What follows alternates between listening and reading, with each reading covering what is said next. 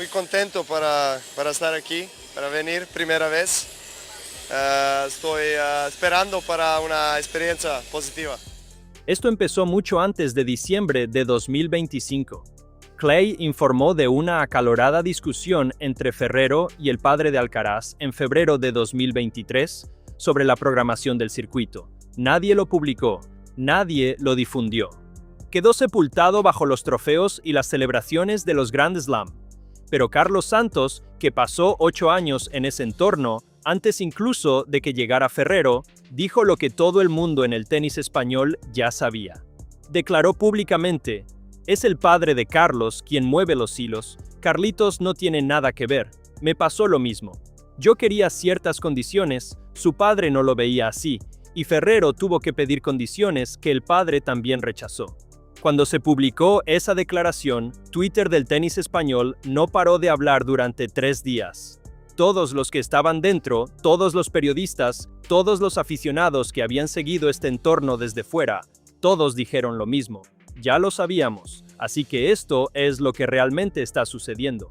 Ferrero no solo estaba entrenando a Alcaraz, estaba deteniendo una visión que, silenciosamente, estaba destruyendo lo que había construido. Exhibiciones por encima de la preparación para Wimbledon, honorarios por apariciones en Arabia Saudí, por encima de puntos de ranking, y tras ganar Roland Garros, una semana de descanso solicitada antes de la temporada de hierba.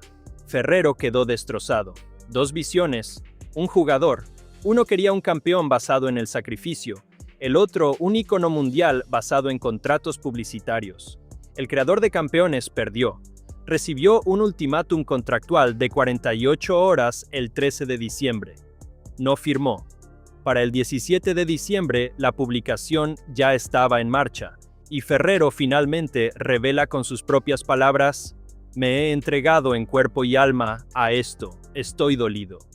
Luego dejó de seguir a Alcaraz en Instagram. Alcaraz aún lo sigue. Esa asimetría por sí sola lo dice todo. Comenta: "¿De qué lado estás? Ahora analicemos esto correctamente. Juan Carlos Ferrero no tenía por qué decir que sí". Esa es la parte de esta historia que se olvida cada vez que alguien la reduce a una ruptura de entrenadores y una disputa contractual. En 2019, Ferrero ya era todo lo que un hombre en el tenis podía desear ser. Ex número 1 del mundo, campeón de Roland Garros 2003, 3 títulos de la Copa Davis con España, ganador de un Grand Slam que lo había logrado a base de esfuerzo, en tierra batida contra los mejores sin necesidad de ser el centro de atención. Se había retirado del tenis profesional con su reputación intacta, había fundado la Academia Ekelite en Villena y entrenaba discretamente a su manera en la región de Valencia, donde creció. Podría haber fichado a cualquiera de los jugadores consagrados que se le acercaron. Podría haber optado por el camino fácil. En cambio, le dio la oportunidad a un joven de 15 años de Murcia, del que casi nadie fuera de España hablaba seriamente. Un chico con un talento indiscutible, una gran capacidad atlética y una alegría contagiosa, pero sin experiencia en la élite. Ferrero consideró a Carlos Alcaraz y rechazó opciones más seguras para aceptar el puesto. Esa decisión, tomada en un centro de entrenamiento en Villena antes de que existiera un solo título de Grand Slam, antes de que se hubiera ganado un solo punto importante en el ranking ATP, es donde realmente comienza toda esta historia. Porque esa elección revela quién es Juan Carlos Ferrero. No es un hombre que persiga la fama, es un hombre que construye cosas. Y lo que construyó durante los siguientes 6 años fue una de las relaciones entrenador-jugador más extraordinarias en la historia moderna del tenis. La construyó a la antigua usanza: estructura, disciplina, sacrificio, el trabajo arduo y poco glamuroso del túnel antes de que éste se abra a la luz. El propio Ferrero hablaba de cuánto extrañaba los días del circuito Challenger, los torneos más pequeños, la crudeza de ver a un joven jugador ascender. Decía abiertamente que amaba esa época, su hambre, su pureza. Ese instinto, esa preferencia por la sustancia sobre el espectáculo, por el proceso sobre el producto, lo dice todo sobre la filosofía que intentó inculcar en Alcaraz desde el primer día. Los resultados lo confirmaron todo. US Open 2022. Alcaraz se convierte en el número 1 del mundo con 19 años, el más joven en la historia de la ATP en alcanzar ese puesto. Ferrero gana el premio al Daresh Entrenador del Año, por primera vez. El mundo del tenis está pendiente. Luego, en 2024, Roland Garros y Wimbledon en el mismo año, convirtiendo a Alcaraz en el sexto hombre en la era abierta en completar lo que se conoce como el Slam del Canal. Luego, en 2025, Roland Garros de nuevo, el US Open de nuevo, 8 títulos en total, un récord de 71 victorias y 9 derrotas, y termina el año como número 1 por segunda vez en su carrera. Ferrero gana el premio al Entrenador del Año de nuevo, el primer entrenador en la historia de la ATP en lograrlo 2 veces, 6 Grand Slams, 24 títulos del circuito. Un legado que, sin duda, se sitúa entre los mayores logros de un entrenador en la era moderna. Y paralelamente a todo ese tenis, un imperio comercial que crecía a una velocidad que nada tenía que ver con Ferrero y sí con las fuerzas que se congregaban alrededor de su jugador.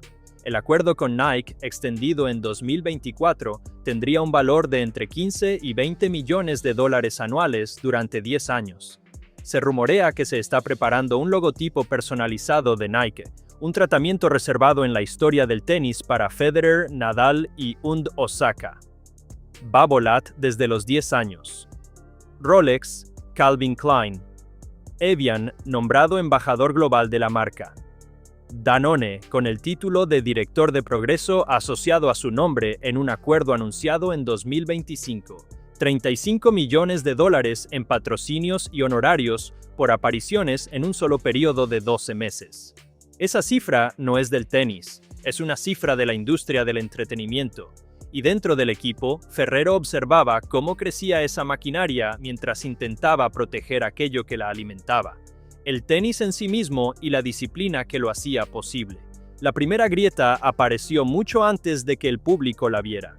Clay informó de una acalorada discusión entre Ferrero y el padre de Alcaraz en febrero de 2023. El tema era la programación del circuito. No fue un desacuerdo menor entre dos hombres que intentaban organizar un calendario. Fue un choque entre dos visiones completamente diferentes de lo que debía ser la carrera de Carlos Alcaraz. Nadie en la prensa generalista se hizo eco de la noticia. Se perdió entre el ruido de una temporada histórica, sepultada bajo las fotografías de trofeos y las celebraciones de los Grand Slam. Pero sucedió, y la gente de ese equipo sabía que había sucedido. Lo que lo complicaba aún más era la geografía. El padre de Carlos Alcaraz, Carlos Senior, había estado desarrollando y promocionando activamente la Academia de Tenis Carlos Alcaraz en El Palmar, Murcia, a 60 millas de la Academia Equelite de Ferrero en Villena. 2 academias, 2 identidades, 60 millas de carretera española, separando la filosofía del entrenador de la ambición del padre. Ferrero negó públicamente que se tratara de una rivalidad. Afirmó que nunca le exigió a Alcaraz que entrenara en Villena, que el acuerdo había evolucionado de forma natural, ya que Carlos quería pasar más tiempo en casa, y que su equipo había sido el que se había adaptado, no el jugador. Esta sola admisión ya es digna de consideración. El hombre que construyó la dinastía ya se estaba reorganizando en función de las preferencias del equipo en 2023. Seguía obteniendo resultados, seguía entrenando para Grand Slams, pero aún así se estaba reorganizando. El problema de la exhibición cristalizó todo lo que había comenzado la discusión en febrero de 2023. Tras el US Open de 2025, Alcaraz se saltó por completo la gira asiática. En su lugar, Riyadh, el Grand Slam de los 6 Reyes. Un pago de $1,5 millones por jugar una exhibición en Arabia Saudí, mientras el circuito seguía adelante sin él. Marion Bartoli lo mencionó directamente en RMC Sport. Dijo que las razones profundas de la ruptura no eran solo económicas, que el verdadero problema era el calendario de torneos elegido por Alcaraz y su equipo, y que se añadían exhibiciones una tras otra en contra de los deseos de Ferrero. Señaló específicamente el Masters de París que siguió. Alcaraz llegó fuera de forma, sin estar preparado, apenas competitivo en un torneo que debería haber sido su objetivo. Greg Rusedski lo comentó desde la cabina de transmisión en Gran Bretaña. El momento elegido sugería un serio desacuerdo interno sobre el entrenamiento, el calendario y los estándares profesionales. Y entonces llegó Roland Garros, Alcaraz. Ganó el título, uno de los logros más exigentes del tenis en tierra batida al más alto nivel, 4 horas y 19 minutos en la final contra Zverev. El equipo estaba exhausto, orgulloso, y enseguida consultó el calendario de hierba porque Wimbledon se acercaba rápidamente. Y entonces llegó la petición. Carlos quería una semana libre para hacer lo que quisiera antes de Wimbledon. Ferrero habló públicamente sobre esto y la palabra que usó fue impactado. Todo el equipo estaba muy sorprendido, dijo. Estaban preocupados, no por su tenis. Ferrero tenía claro que el talento de Alcaraz era tan extraordinario que podía recuperar su mejor nivel en 2 días de entrenamiento. La preocupación era la lesión. La preocupación era qué le sucedería a un cuerpo con tiempo sin estructura en el intervalo entre la tierra batida de Roland Garros y la hierba de Wimbledon. Esa preocupación no era irracional. Esa preocupación era profesional. Y fue desestimada. Así era Ferrero dentro de esa sociedad. Era la fricción.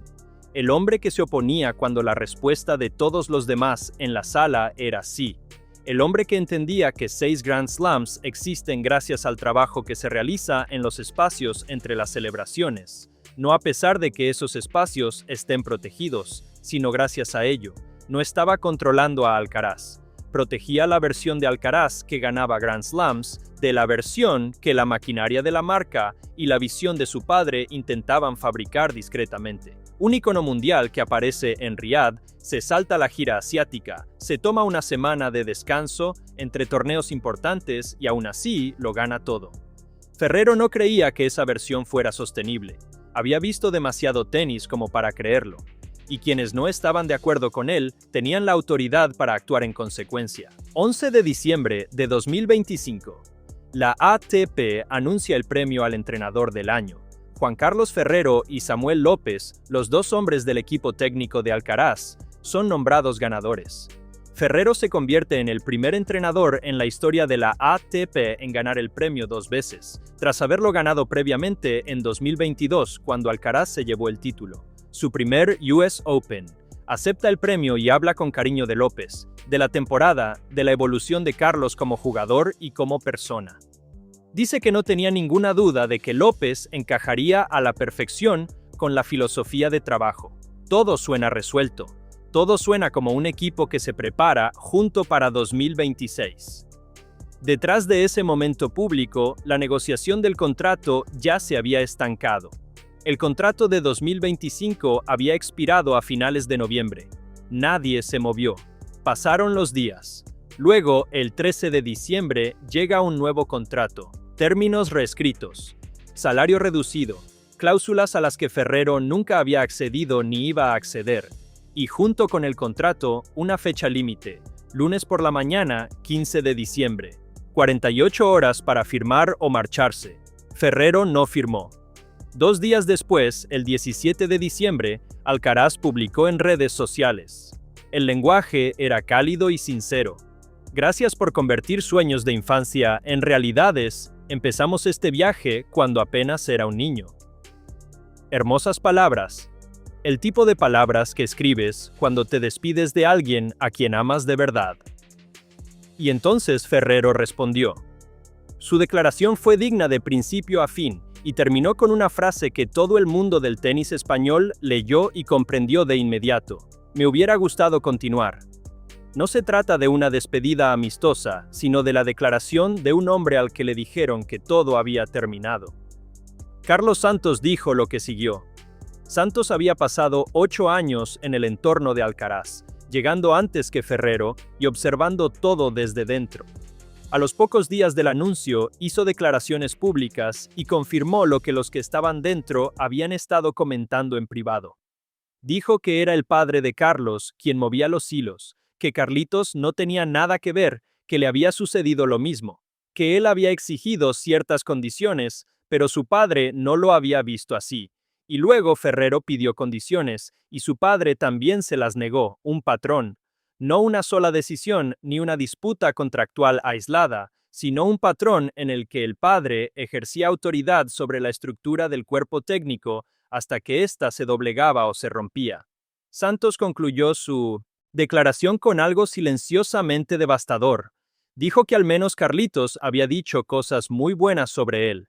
La implicación era clara. La cordialidad de la despedida fue la contribución del jugador.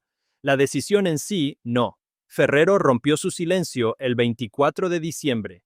La entrevista se grabó en Villena, en la Academia Ekelite, las mismas instalaciones donde había trabajado por primera vez con un joven de 15 años de Murcia, del que nadie hablaba seriamente todavía. El lugar no fue casual. Se sentó en el sitio donde se construyó todo y habló de cómo terminó. Dijo que estaba dolido. Dijo que lo había dado todo y que había puesto su alma en el proyecto. Confirmó que habían terminado las finales ATP de Turín en buenos términos, que todos habían planeado continuar hasta 2026, que el contrato que llegó en diciembre con un plazo de 48 horas no era como se suponía que debían ser las cosas. Dijo que había asuntos en los que ambas partes no habían estado de acuerdo, que era posible que esos asuntos se hubieran resuelto si simplemente se hubieran sentado a hablar, pero que esa reunión nunca se produjo. Se negó a mencionar las cláusulas específicas, prefirió mantenerlas en privado, pero la naturaleza de lo que describió era inconfundible.